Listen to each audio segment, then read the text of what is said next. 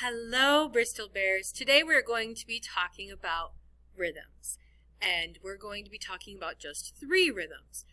Rhythms are long sounds, short sounds, and silence.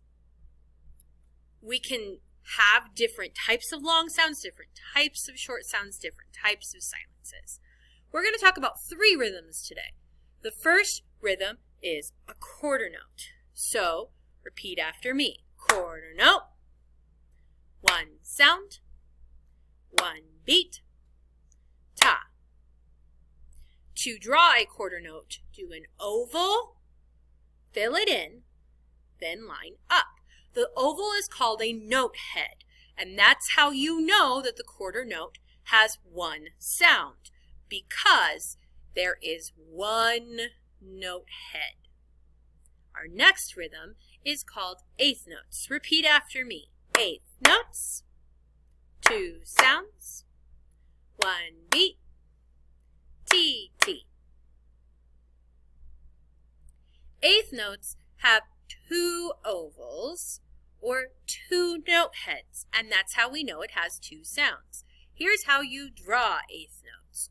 Oval, fill it in, line up, line over, line down, oval, fill it in. Last rhythm we're going to talk about today is going to be quarter rest. So quarter rests don't make sound, so I will be mouthing this. I won't really be making noise because then I wouldn't be doing a quarter rest.